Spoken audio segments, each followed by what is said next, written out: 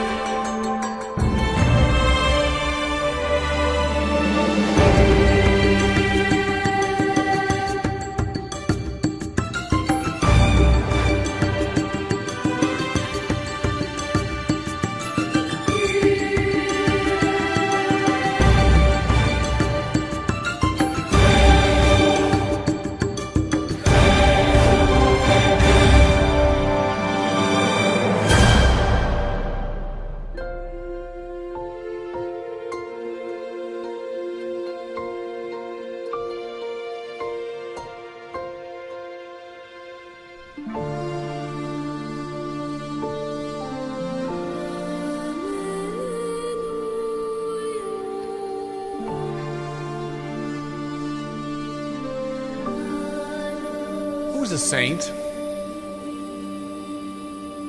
A saint is a friend of God. A saint is someone of heroic virtue. A saint is someone who is in heaven. All three are true, and all three are finally saying the same thing.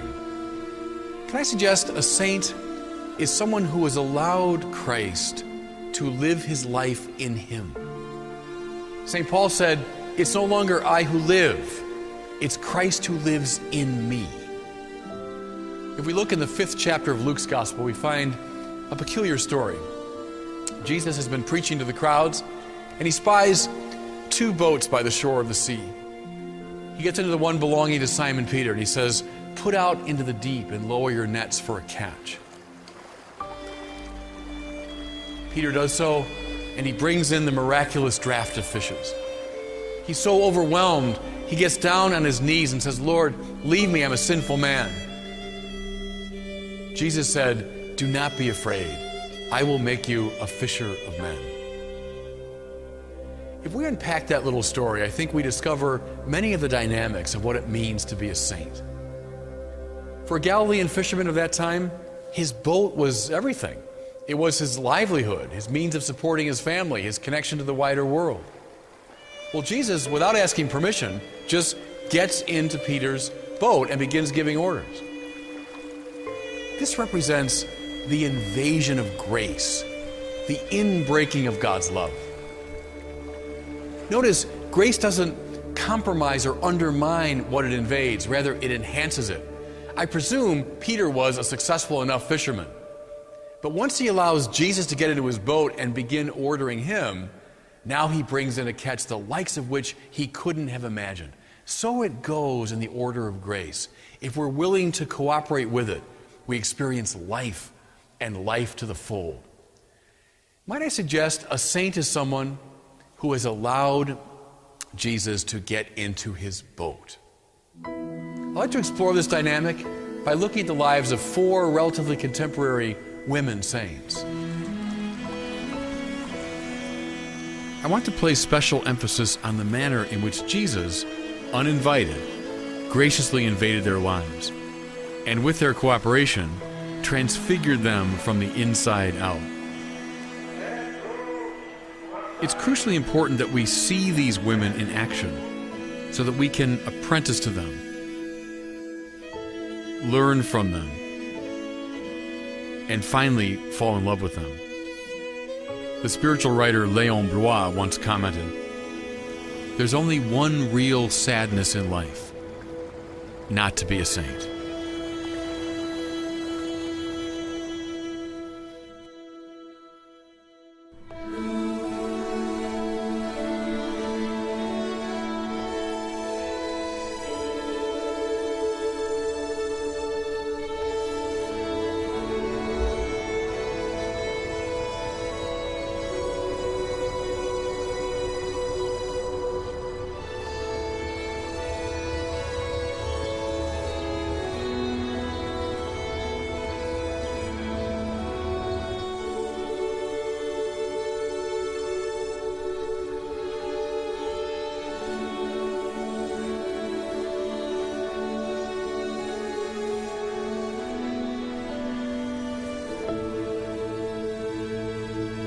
Katharine Drexel was born in Philadelphia on November 26, 1858, the same year as the apparitions at Lourdes. Her father was Francis Anthony Drexel, an internationally known banker and one of the richest men in America. Katharine's childhood was idyllic. Along with her siblings, she was given a first-class education in languages, literature, philosophy, music, and painting. She lived in a sumptuous mansion in Philadelphia, and she summered with her family at a lovely country estate outside the city. Her father and stepmother, her mother had died just after her birth, were both devout Catholics. They had a chapel in their home, and their father repaired to it for prayer every day after work. Also, 3 afternoons a week, her parents would throw open their home to the poor and those in need. The Drexels drilled into their children the conviction that their wealth had been entrusted to them and was destined, therefore, to be used for the common good. When she was 14, Katharine met a man who would exert a decisive influence on her life, Father James O'Connor. They would have met here at the Drexel summer home. You can see it right behind me. It's now part of a busy and sprawling hospital complex in Philadelphia. Katharine was already exhibiting signs of great spiritual seriousness, and under O'Connor's direction, she actually laid out a program for growth and holiness. Pretty heady stuff for a teenage girl. In 1878, when she was 20, her formal education ended, and in January of 1879, she was presented to Philadelphia high society. Now, you would think for someone of that time and of her social class, that would have been a very important event. Katharine Drexel, frankly, was rather bored and nonplussed by it all. Soon afterward, and within a few months of each other, Katharine's beloved father and stepmother died, and she found herself inheriting a fortune of money. She and each of her sisters received $4 million from their father's estate, probably closer to $400 million in our terms. But Katharine was unsettled. She didn't know quite what to do with this money or what to do with her life. At this point, 2 other extraordinary men came to see her. One was Bishop Martin Marty, the other was Father Joseph Stephan.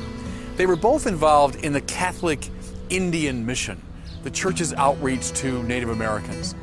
They described their work so eloquently that Katharine was inspired to give a large part of her fortune to this work. She even ventured west with them to see the fruit of her donation.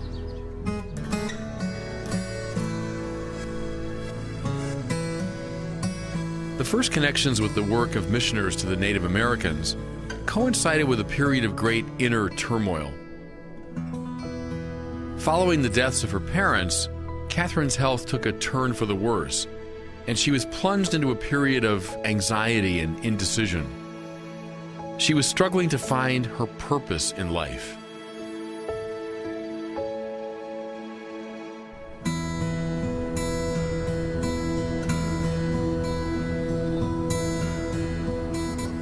She did what a number of wealthy Americans of the time did in such circumstances. She went to Europe to take the baths, to go to a series of resorts and spas. On this trip, Katharine had another life-changing encounter. At the end of her European sojourn, Katharine had an audience with Pope Leo XIII. Still mourning the death of her parents, still emotionally distraught, still trying to find her path in life, she knelt before the Pope. She spoke to him of her passion for the Indian mission, and she said, "Holy Father, you must find an order of priests or nuns to send, to teach and to catechize and to love these good people." The Pope fixed her with his gaze, and he said, "You should be that missionary." The Pope's words cut Katharine to the soul. She said she felt sick all over. She couldn't get out of the Vatican fast enough. And when she was outside, she sobbed and sobbed and sobbed. The Pope had obviously struck a nerve. It also served to focus her desire. She began to wonder whether God was calling her to be a nun, perhaps even the founder of a religious order, one dedicated to the poorest and most forgotten of Americans. When she informed her spiritual director, he was, at first, reticent. How could this coddled and well-educated aristocrat, accustomed to the finest things, accept the severe discipline of a religious life? But in time, he relented, and Katharine entered the novitiate of the Sisters of Mercy of Pittsburgh in May of 1889. 2 years later, she made her final profession as the first member of the Sisters of the Blessed Sacrament for Indians and colored people.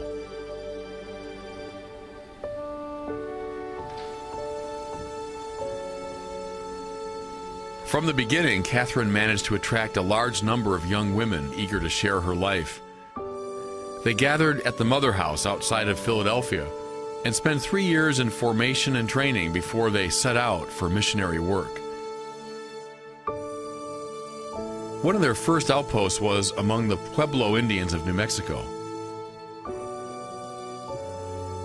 Next, they set up a school for African American children along the James River in Virginia. Perhaps Mother Drexel's most important foundation followed. Xavier University in New Orleans as a center for advanced studies for black young people, a place and purpose unheard of at the time. Where did the money come from for all these works and undertakings? Well, they came from Katharine's trust fund, that money given to her by her father. Katharine gave and gave and gave until there was no more to give, utterly spending herself in service of her mission. Was this justice? Oh, so much more than that. Was it extraordinary justice? So much more than that. It was justice elevated, transfigured, rendered luminescent by grace. Christ had so seized Katharine Drexel's life that she now became a living icon of his presence. It's in that her sanctity consists. For many years, Katharine directed the work of her community. She traveled widely all over the country visiting her sisters at a time when travel was quite difficult. On one of her trips in 1935, she suffered a heart attack. The doctors told her unless she curtailed her schedule, she wouldn't survive. So Katharine Drexel entered into what she took to be the most spiritually productive period of her life, the last 20 years, when here in this place, in this Mother House, every day, before the Blessed Sacrament, she prayed for the success of her order.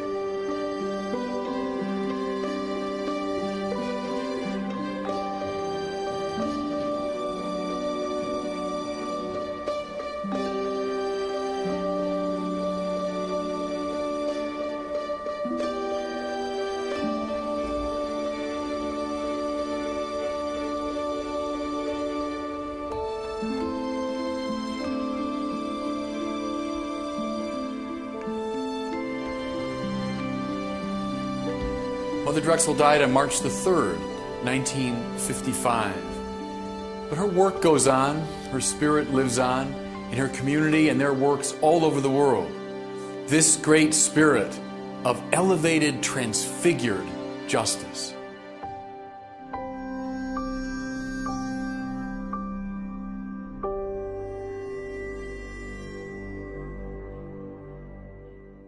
I want to recover the sense of spiritual heroism, that we should want to be saints. We should want to be a saint, and don't settle for second best, for a second or third rate spiritual life. No, I want to be a great saint. That's what you've been designed for.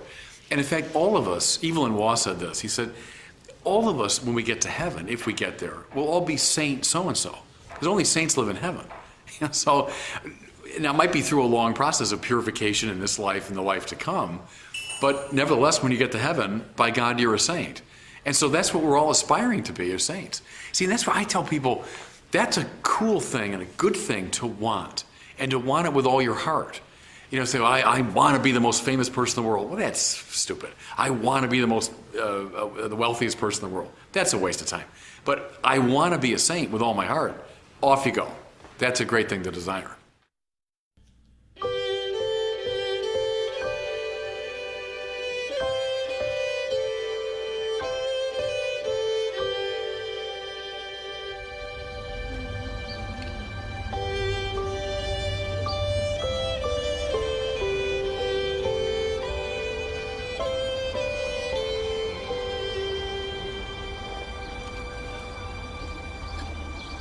I'm in front of this grand and glorious basilica, dedicated to a very simple woman, also one of the strangest and most extraordinary of the saints of the Church, Therese of Lisieux. She was a cloistered Carmelite nun who died at the age of 24. At the time of her death, she was known only to her family and to the sisters in the convent. And yet, within a few years of her death, she had a worldwide reputation.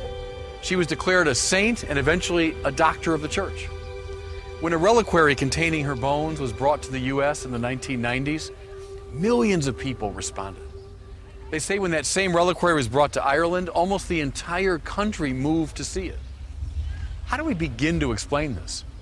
It has a lot to do with her extraordinary spiritual autobiography called The Story of a Soul.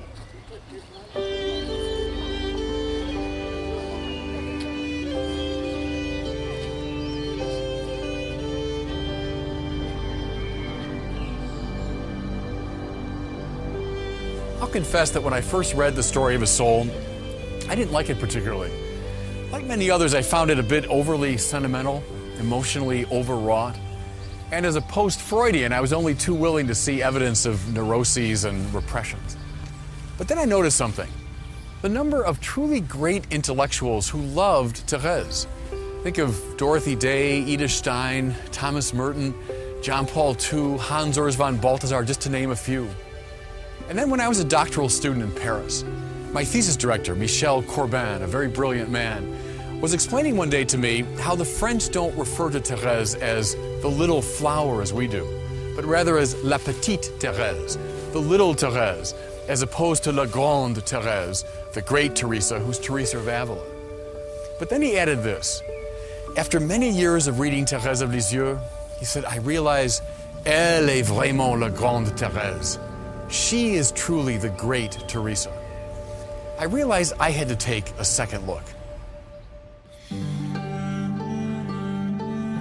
She was born on January 2nd, 1873, the youngest child of Louis Martin and his wife Zélie, two extremely pious members of the French middle class.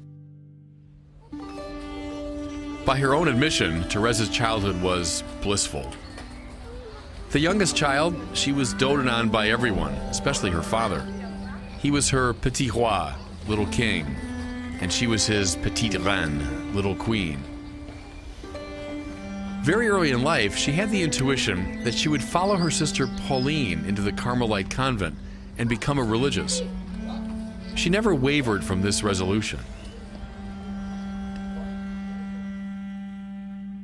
The bliss of her childhood came to an abrupt end with the death of her mother in 1877, when Therese was only 4. Afterwards, she became withdrawn, moody, as she herself said, sensitive to an excessive degree. Her time at school in Lisieux was not pleasant, as she was picked on by her classmates. For the first time in her life, she felt herself, as she put it, weighed and found wanting. The full effect of her mother's death on Therese would appear when Pauline, her older sister and substitute mother decided to enter the convent. Therese experienced a strange malady with both physical and psychological symptoms, some of them quite frightening. She would cry violently, suffer from severe headaches, fall into fits of shivering. Here is Therese's own description of this period. I was absolutely terrified of everything. What saved her finally was a manifestation of grace. On May the 13th, 1883, Therese found herself here in bed. She was utterly debilitated, physically, psychologically, unable to help herself. And then she noticed a statue of the Blessed Mother. It had been in her room before, but it was as though she was noticing it for the first time. She said she was struck by the ravishing beauty of the statue, and especially by the Virgin Mary's smile. When she noticed the smile of the Blessed Mother, all of her physical and psychological symptoms left her. She was healed. Now, how do we explain this extraordinary incident? We can look at it many ways, I suppose. But Therese saw it as a manifestation of God's grace, God's unmerited love. When she came of age, she became one of the great doctors of grace in our tradition. Yes, we cooperate with God's love, but finally the beginning and the end of the spiritual life is grace. The next great step in Therese's spiritual journey was, again, a private, small matter, nothing to which a conventional biographer would draw attention. It took place on Christmas Day. There was a custom in the Martin family that very early on Christmas morning, just after midnight mass, the children would come home and they would draw from their shoes that were arranged right here in front of the fireplace little gifts that their parents had placed in them. Well, Therese loved this ritual, and especially her father's participation in it. But that Christmas morning of 1886, Therese went up this staircase, and when she was presumably out of earshot, she heard her father say, "Well, fortunately, this is the last time." Now, that comment normally would have broken her heart, and she would have dissolved in tears. But something different happened. Significantly, on this birthday of Jesus, she realized that Jesus had invaded her heart. So instead, she suppressed those feelings. She came down those stairs, and with unfeigned enthusiasm, she participated in this family ritual. What do we see here in this very simple scene? We see the invasion of grace. Therese realized now that her life had to be completely determined by the love of Jesus. In the wake of this event, the desire to become a Carmelite, which had been in her since childhood, now became a burning preoccupation. After she convinced her father that this was right for her, she met with extraordinary courage a number of bishops and ecclesiastics who opposed her and told her that she was too young.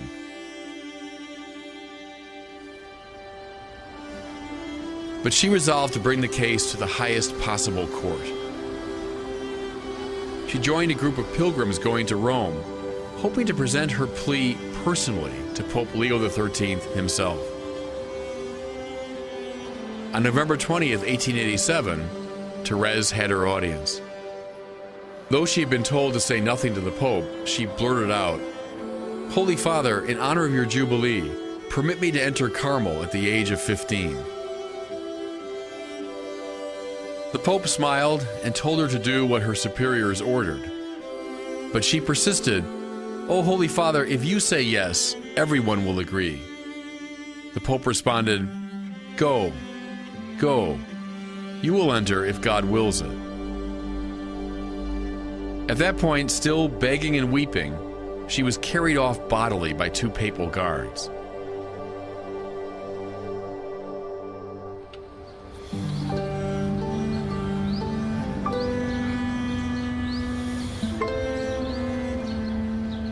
A month later, the Bishop of Bayeux relented, and she was given permission to enter Carmel.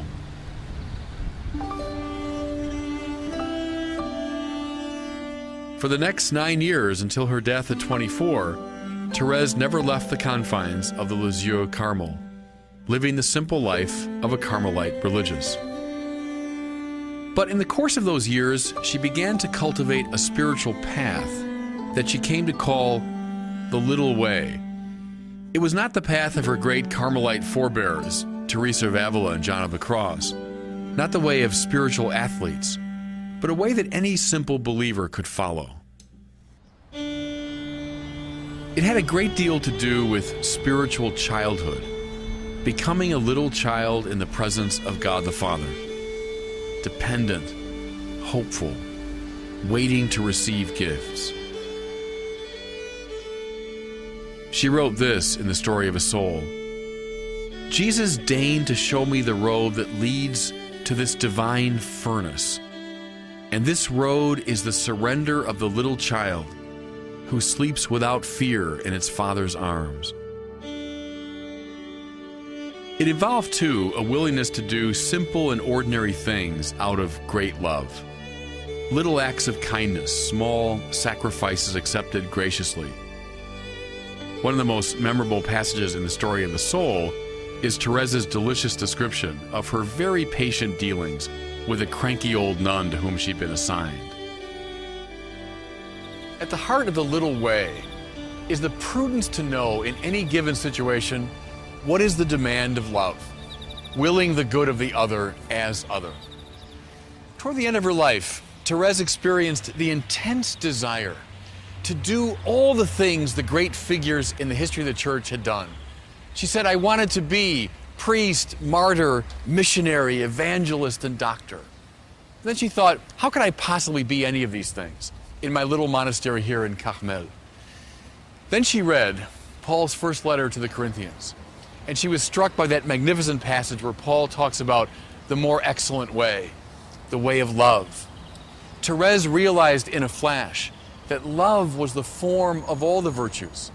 Love was what made the lives of all the saints possible. Love was what undergirded the work of priest, missionary, evangelist, doctor. And so she said, Jesus, my love, I found my vocation. I will be love in the heart of the church. That is the little way.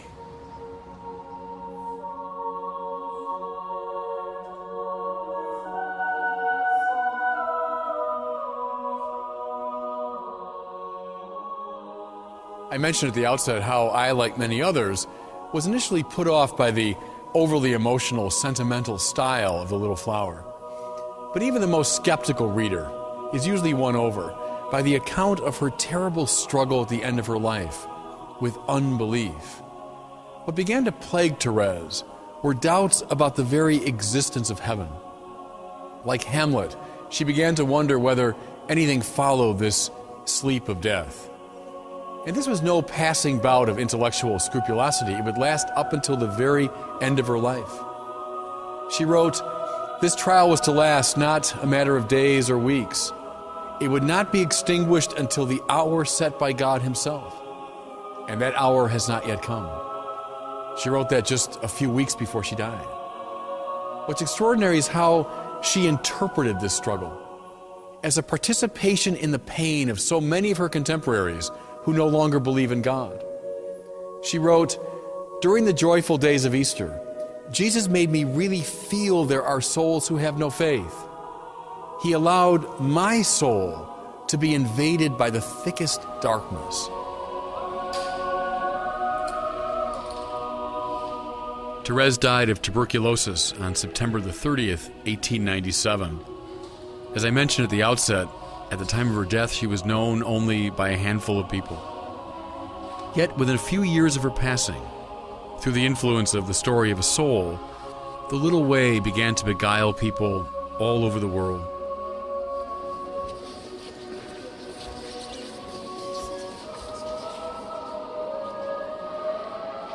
I spoke of Katharine Drexel's sanctity as a sort of elevated justice. We might characterize Therese's holiness as transfigured prudence. Prudence is a kind of moral know-how. The little way is prudence elevated and transfigured by the radicality of Christ's love.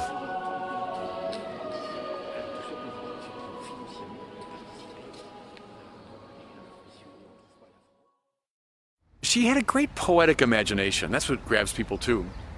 she always protested that she was not one of these spiritual athletes. She knew about John of the Cross and Theresa of Avila and these great figures. She admired them. And she would say, but I'm not like that. I'm not a spiritual athlete. I'm not one of these great trees that grow up to God. I'm just a little flower, and that's where the nickname comes from. I'm a little flower on the floor of the forest. No one's going to notice me. But the sun can shine equally on all of them. The sun hits the high trees, and the sun comes down to the forest floor. And so it's a great metaphor for the universality of grace, that we're all susceptible to the influence of grace, as the sun shines on the good and the bad alike. It shines on the great and the small alike. So that was a great bit of spiritual intuition she had, I think, that appeals to people. What about that analogy of, like, you said she lifted her hands up to God? Oh yeah, that's a splendid one, I think. It's beautiful. And there's kind of a wry smile behind it, because she again acknowledges the spiritual athletes. The really serious people, they're climbing their way up to God. And she admired them. But she also, with that little wry smile, would say, well, I'm just this little child. I can't climb the mountain, but I can raise my arms up like this, and of course, he's going to want to pick me up. And then she sort of winks at the spiritual athletes and says, and actually, I get higher than you, because he lifts me right up. It's that kind of perception that I think people find very moving and very attractive.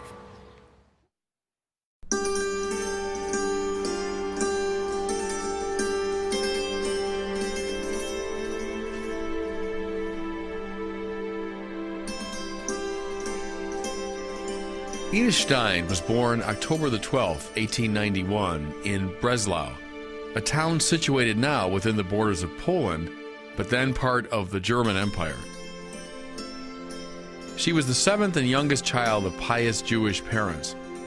Like Therese of Lisieux, she was doted on by her parents, like a, as she put it, cross between a fairy tale princess and a porcelain doll. One of her earliest memories is of herself standing in front of a big white door, drumming on it with clenched fists because she wanted to get to the other side. This determination would stay with her all her life. Her father died suddenly when Edith was still quite young, and she bonded strongly with her mother. Frau Stein introduced her daughter to the disciplines and feasts of the Jewish religion, as well as the world of the Bible. And her elder brother Paul began to read to her regularly from the great works of German literature. But as the years passed, her passion for the Word grew, even as her faith faded. By the time Edith was a teenager, she no longer believed in God. As a university student, she became fascinated by the work of Edmund Husserl and his new and famously complex school of phenomenology. She longed to study with the master himself, and so came in 1913 to Göttingen, where Husserl taught. In short order, she was introduced to Husserl and to the circle of brilliant students who had formed around him.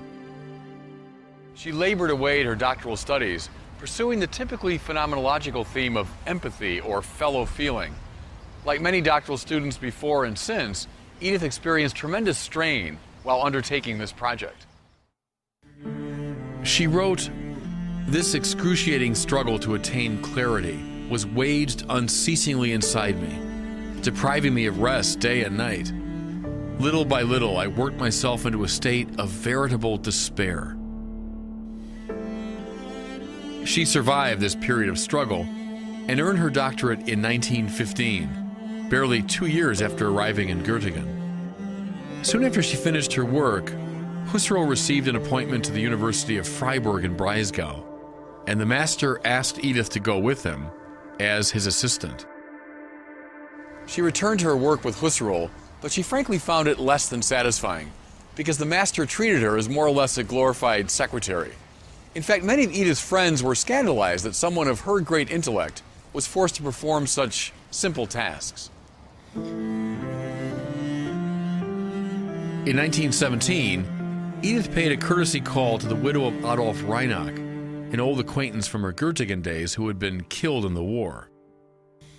She expected to find the young widow devastated, but instead she found her sad but fundamentally at peace. The serenity, she learned, was the product of the woman's Christian faith.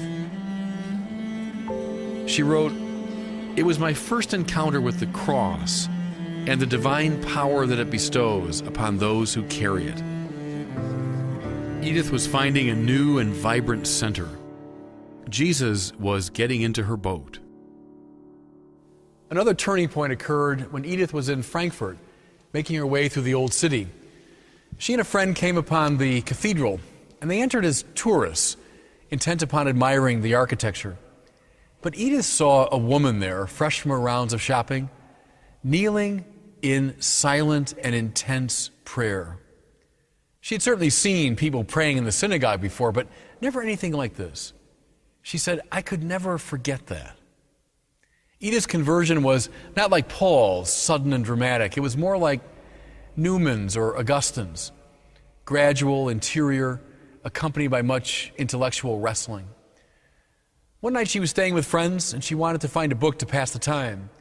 She took off the shelf a copy of Therese of Avila's autobiography. She stayed up all night reading it. The next morning she put the book down and she said simply, "That is the truth." What especially impressed her about the book? It's impossible to say. When she was pressed on the matter, she simply said, "Secretum meum mihi." That's my secret. I think it's fair to say that the reading of Teresa's autobiography was the galvanizing moment. It was the occasion for all the strands to come together.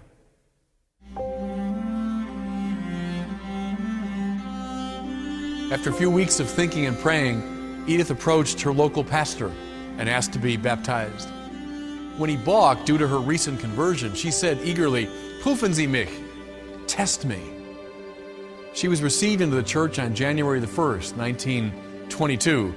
In those days, the feast of the circumcision, the first shedding of Jesus' blood. Edith wanted immediately to join the Carmelites, the order of her religious hero, but her director asked her to wait. She became instead a professor at a teacher's training college run by the Dominican sisters. Among the Dominicans, Edith began to live essentially a religious life.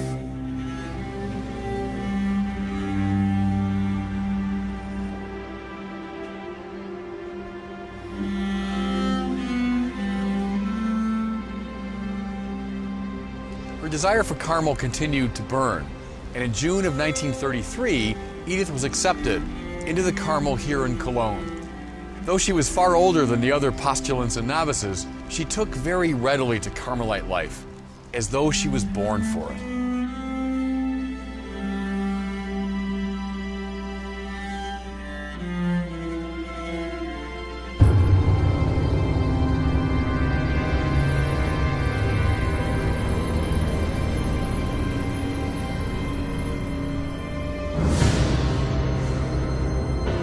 In November of 1938, Kristallnacht, the night of the broken glass, took place. And suddenly, Jews all over Germany were in acute danger. Concerned for her safety, Edith's superiors transferred her from the Carmel here in Cologne to the Carmel in Echt in Holland. But in 1940, the Nazis overran Holland, and the danger that loomed over Edith here now threatened again. Bravely, the Dutch bishops raised their voices in protest over the ill treatment of Jews. The Archbishop of Utrecht finally ordered that Nazi policy be attacked from every pulpit in the country. The Nazis retaliated brutally, ordering a roundup of all Jews who had converted to Catholicism. On Sunday, August the 2nd, 1942, the Gestapo came for Edith and her sister, who had joined Edith in the convent. Amidst the confusion, Edith calmly said, "Come, Rosa, we're going for our people."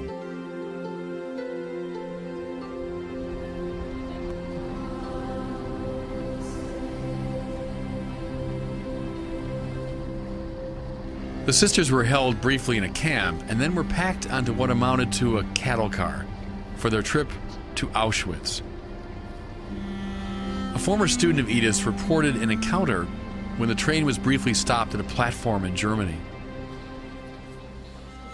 After exchanging pleasantries, Edith told her to convey this message to the Mother Superior in Echt, "We are going to the East," a phrase both literal and spiritual in import. There's still another report from a German soldier who was making his way to the Eastern Front. On August the 7th, while he was on the train platform in Breslau, Edith's hometown, a train pulled up. The door was pulled back to reveal people packed together like animals, the stench coming from the car unbearable. Then a woman appeared in a Carmelite habit. She commented on the terrible conditions, but then she said wistfully, "This is my beloved hometown. I will never see it again." Many years later, this former soldier saw a photograph of Edith Stein and identified her as the nun that he had met that day.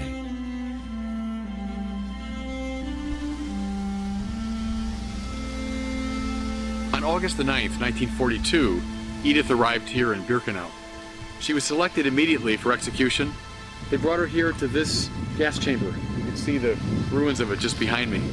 And here she was murdered. Subsequently, her body was burned and the ashes strewn to the wind.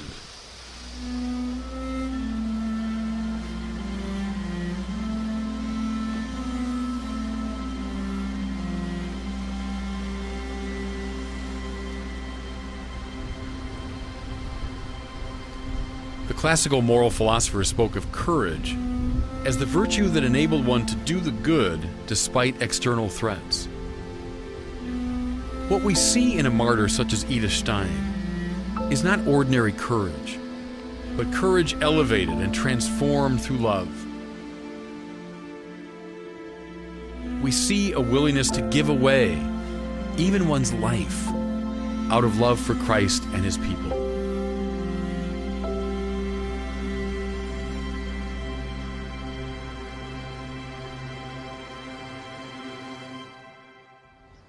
Thomas Aquinas' sister asked him one time, "What must I do to be a saint?"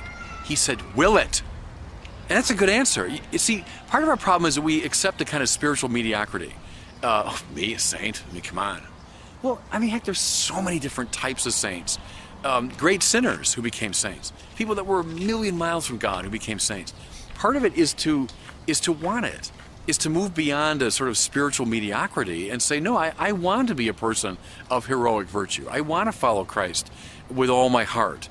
And so desire it. And stop playing the game of a false humility that says, well, I could never do that. No, God can do whatever he wants. God can make a saint from any of us. But we have to desire to cooperate with it.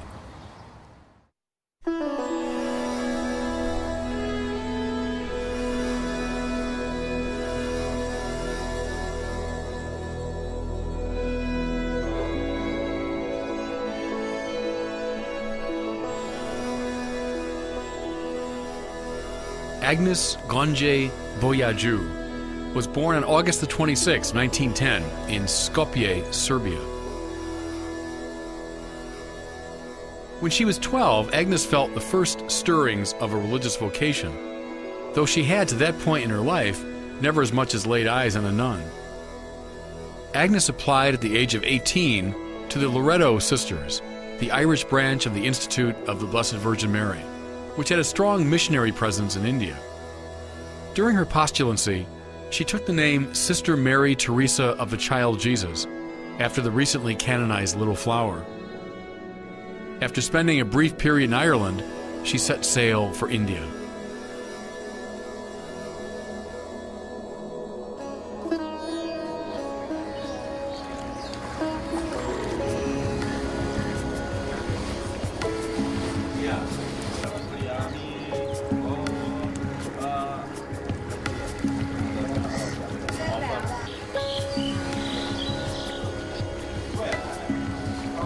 When she arrived in India, she was dazzled by its luxuriant natural beauty and shocked beyond words by its grinding poverty.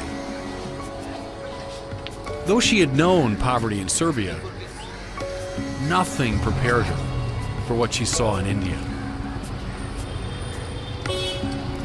The conviction grew in her that service to such poor would involve a radical simplifying of her own life. At first, Teresa was isolated from the worst of Calcutta's poverty. She was teaching geography and English behind the high walls of a Loreto convent school.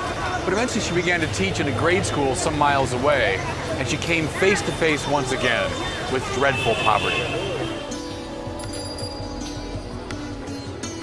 For the next several years, Teresa, now called Mother since she had taken final vows, worked at a furious pace, teaching, administrating, caring for the sick. So arduous was her work that she experienced a kind of breakdown and was sent to Darjeeling, the restful place where she had been a novice, in order to recuperate.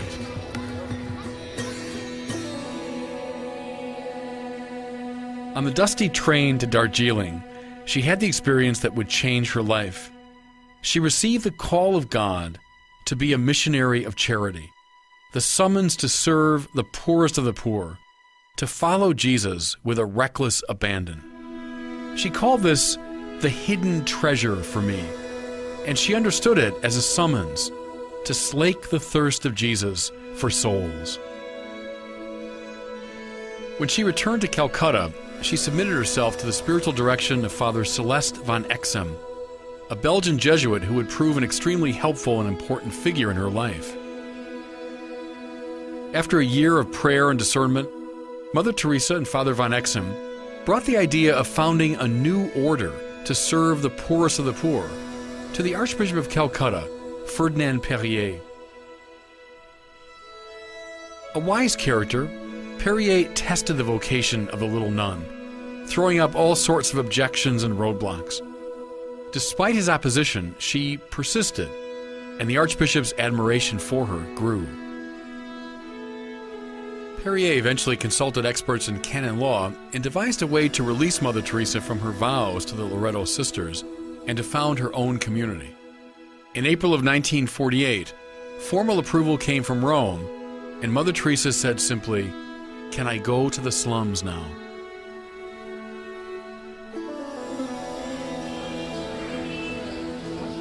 In the first weeks and months of her new life, Mother Teresa experienced, understandably enough, bouts of discouragement and loneliness, and the accompanying desire to return to the relative comfort and ease of Loreto. But she persevered. She knew that if she was to serve the poorest of the poor, she had to live like them. And then something that we've come to expect in the lives of the saints. When a work is of God, people are drawn to it. And so many of Mother Teresa's former students came to join her here in the slums of Calcutta. They became the first missionaries of charity.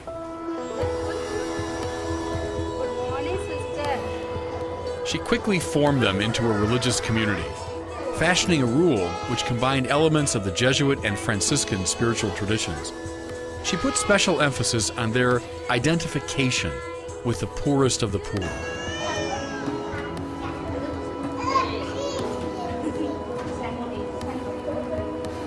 All that the first missionaries of charity were allowed to possess were a cotton sari, a pair of sandals, a crucifix, a rosary, a metal bucket for washing, and a very thin mattress that served as a bed. Also, like the early Franciscans and Dominicans, they were compelled to beg for their food.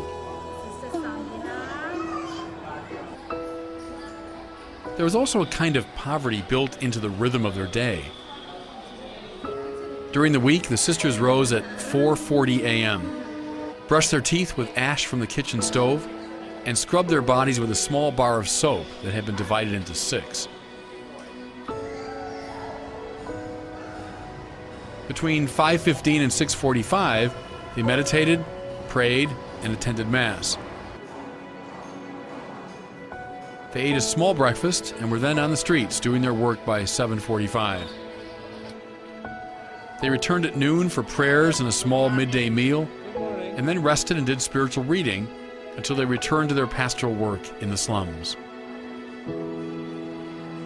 At first, the work of the missionaries of charity was restricted here to Calcutta, but beginning in the 1950s and 1960s, the order began to spread, first across India and then around the world. There were establishments in Venezuela and Tanzania, United States, Australia, England. By the end of the 1990s, There were over 500 establishments on 6 continents. Mother Teresa said, "If there are poor people on the moon, we shall go there too." In time, Mother became an internationally renowned figure, winning the Nobel Peace Prize in 1979. To the surprise of many outside the church, she used her Nobel speech as an occasion to decry abortion as the greatest enemy of peace in contemporary society. No account of Mother Teresa's life would be complete, however, without making reference to her terrible interior struggle, her unique participation in the suffering of Christ. Though she experienced extraordinary closeness to Jesus most of her life, once the order got underway, she experienced just the opposite, an aching sense of the Lord's absence. And this darkness lasted, with one brief respite, for the rest of her life.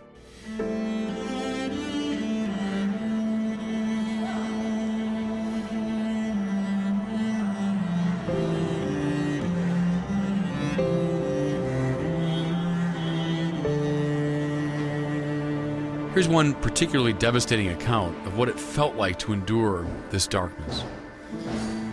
In my soul, I feel just that terrible pain of loss, of God not wanting me, of God not being God, of God not really existing.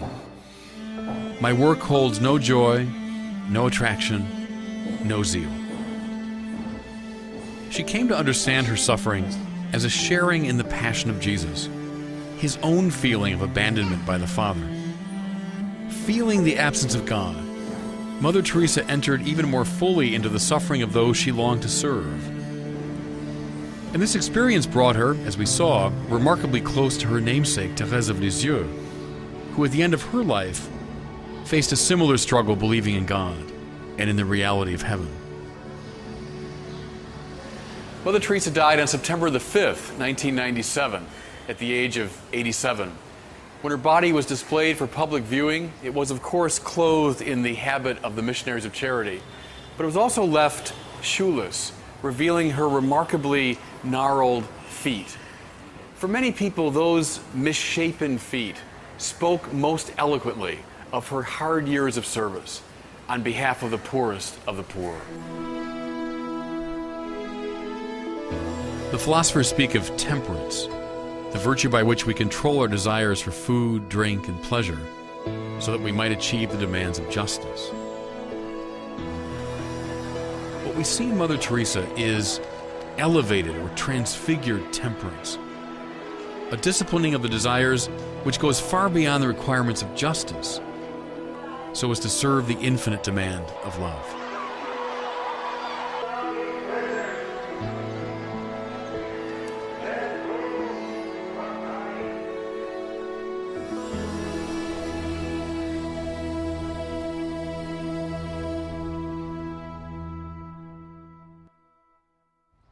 Part of the glory of the saints is we have so many of them, and they're all different personalities, different backgrounds, different styles.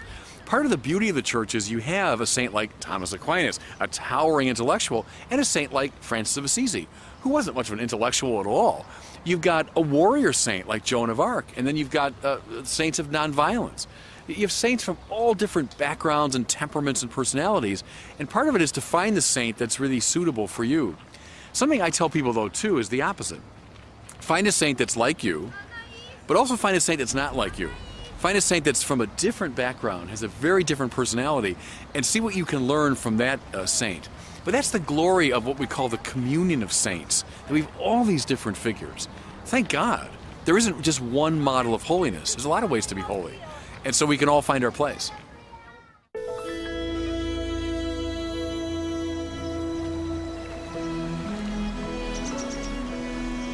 The holiness of God is like a white light, pure, simple, complete.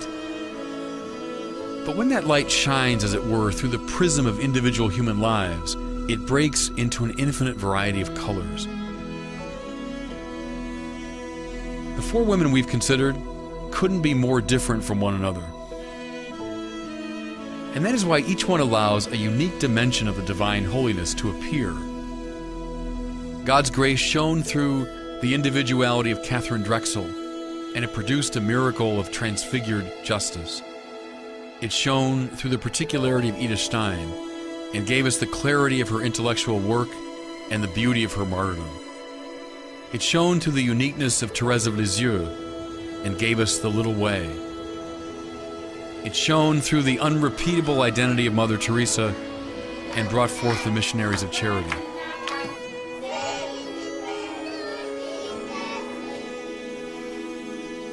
The Church revels in the variety of its saints because it needs such diversity in order to represent the infinite intensity of God's goodness.